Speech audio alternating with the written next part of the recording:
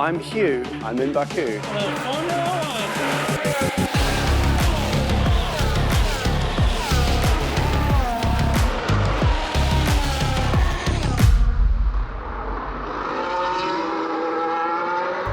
So, step 1, grab a tourist visa. It was $20 for a 3-day service or $60 for same day. Step 2, grab a ticket. It was the cheapest general admission in 2024, although it turns out I didn't need to buy one in advance, it wasn't sold out, and they had them on sale at the track. Another thing to consider is the views you can get from the ticketed area are not that different to the views you can get for free around the city, as you'll see throughout this video. Step 3, find a place to stay. Now, one of the cool things about Baku is there are apartments that look down over the track, which could save you a bunch of money on tickets. Of course, most of them get snapped up as soon as the dates are confirmed, so you need a quick trigger finger to grab one of them. This was a last minute trip for me, and I couldn't believe my luck when I saw a hotel that said F1 view with rooms available for $120 a night. It seemed too good to be true, so I sent them a message. They said, "Yes dear, of course." I still wasn't convinced, but what to do? It's about time we flew to Baku.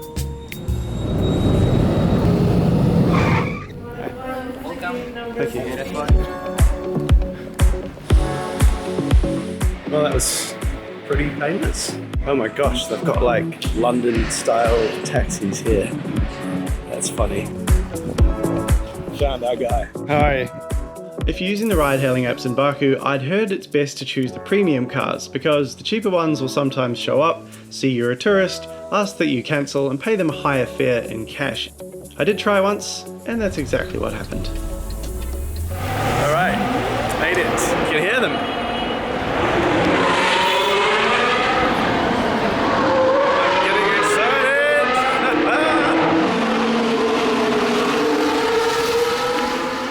Just got to my hotel room. There's 10 minutes of free practice left and my room is right on the track. How goddamn good is that?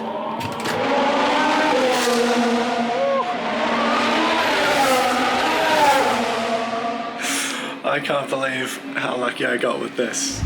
Right, I now have an hour and a half to find out where the fan zone is and see if I can get there before qualifying starts. I clicked circuit map and it does not actually show me where the fan zones are. Note to the organisers, please put a map somewhere. Yeah, as you can see, there's netting here all along, but there's sort of like ledges about.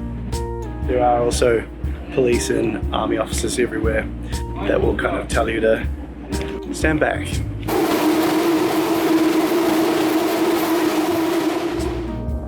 We are scooting.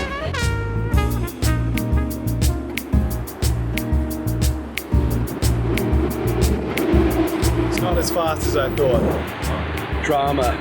I couldn't park the scooter anywhere close to the event, so basically saved no time. Have a nice day. Thank you. So the general admission ticket grants you access to the fan zone, which is the entire area on the southern side of the circuit, along the boulevard. It's got beanbags, it's got screens, it's got entertainment, and it also has food. Queues were not too long, and prices were reasonable. Just walking now from the eastern end of the circuit, which is where the start line is, down to the western end, which is where the Old Town is. They mentioned on the website some raised platforms somewhere, so yeah, fingers crossed they exist. A few moments later. So I've just had the devastating news that there are no raised platforms, just through the fence, which I thought might happen. Oh.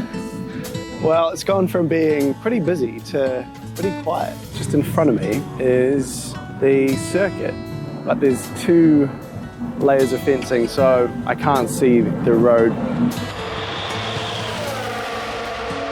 There are certain points where you can just catch sight of the surface, so if you go there, you'll be all good.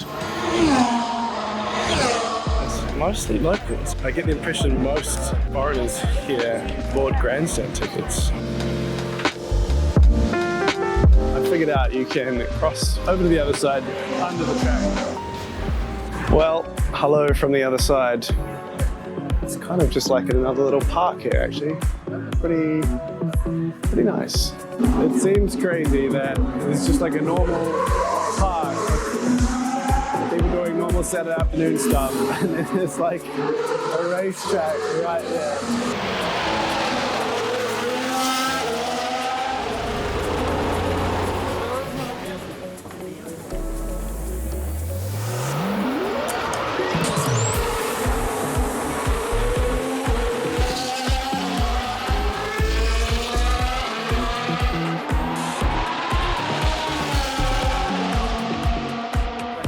Time for a stroll through the old town and city centre before parking up at a restaurant to try some of the local food and get a good night's sleep ready for the race tomorrow.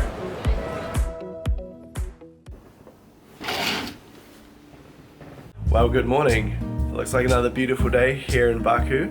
Quick cliche coffee montage to show it's morning. Cheers. Not bad. Oh, something's coming. I gotta say, hearing the engines echoing around the buildings has got to be one of the cooler aspects of this circuit.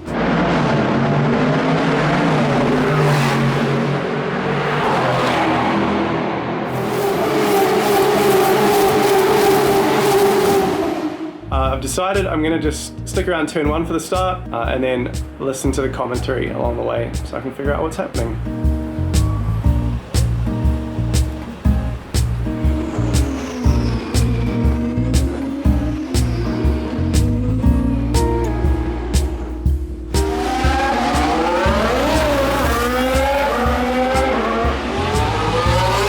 Just discovered that the F1 app audio commentary doesn't work unless your phone is open and unlocked.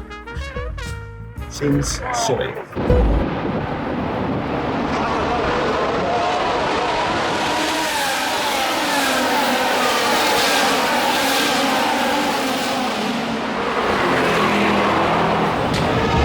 Alrighty, we are back inside.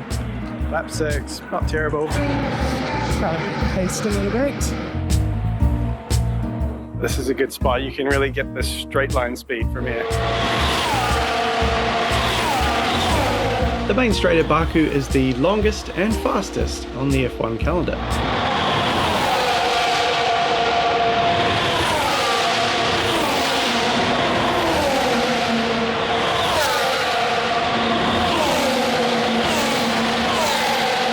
Absolutely stunning. This spot here is pretty good, not as busy as I was expecting. It's really close to the track, as close as you can get actually. And again, you get to feel that straight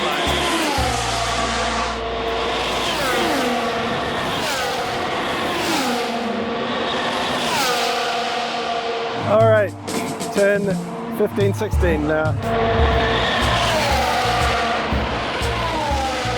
I've had to give up on checking the Formula 1 app because the mobile network's overloaded, so instead just checking out the screens.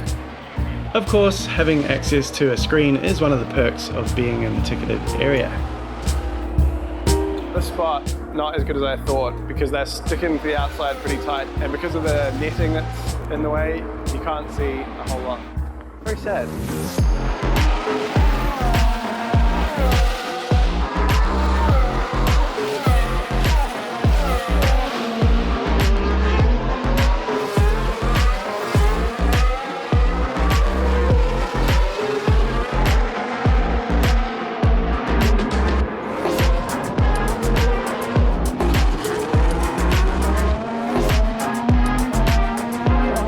And with that, the race came to an end. I went and got some food and then attempted to take the metro back to the hotel.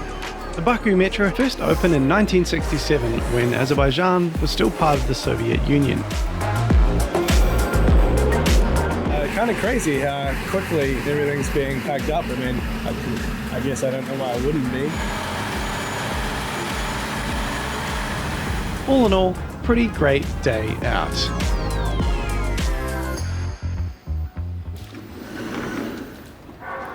Now I had the day to kill in Baku before my evening flight, and what better way to spend it than seeing the sights and sitting in traffic.